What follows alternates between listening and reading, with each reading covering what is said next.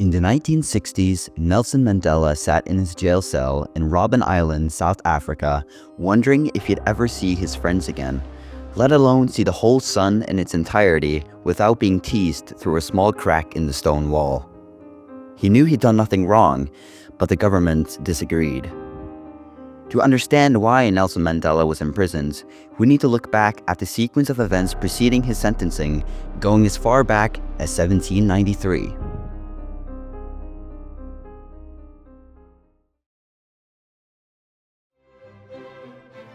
You see, after France declared war on Britain, both nations wanted to occupy Cape Colony in South Africa. The region was very attractive to them as it would result in easy access to essential trade routes, especially to and from Australia and Asia and Pacific. 2 years later, in 1795, the British successfully gained control over Cape Colony, beating the French in their mission. When they arrived there, they had to get rid of the already existing Dutch settlement from years prior to colonize the region independently and perform their own independent operations. The sheer magnitude of British soldiers essentially forced the Dutch settlers to flee away from Cape Colony to other parts of the country, allowing Britain to take control independently and initialize the colonization process. The infrastructure of the colony began to change. Most importantly, the British officially replaced Dutch with English as the language of administration, and in 1824, they also began producing newspapers in English. In 1807, a fresh wave of British settlers arrived in Cape Colony, something which contributed to spreading the influence of English and British culture by a huge margin. Eventually, the British colonists began expanding their territory from beyond Cape Colony to larger parts of the country. In modern times, English is the main language used in government and business, and this would not be the case if the British settlers never arrived. In my opinion, this would most likely result in the country being more influenced by the Dutch, who arrived before the British did. Life wasn't always so good in South Africa, however.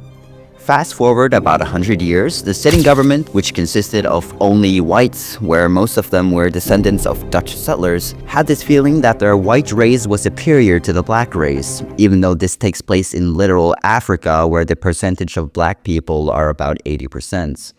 In 1948, fueled by pure hatred and discriminatory thoughts, they wanted to legalize segregation by race and officially write it into law. This would be known as Apartheid, and would turn out to be a major part of South Africa's history, still actually being relevant even today. This change suddenly forced people of color into small areas of South Africa, representing a total of 8% of the total landmass. All citizens were also categorized into 4 legally recognized races: white, black African, colored, and other. Apartheid was met with direct criticism from the very beginning, with many people, black and white, standing against it.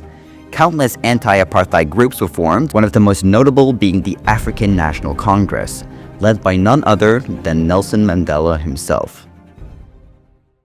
Today, all us do. Mandela's effective activism resulted in him quickly being apartheid's enemy number 1 and being on top of the government's hit list.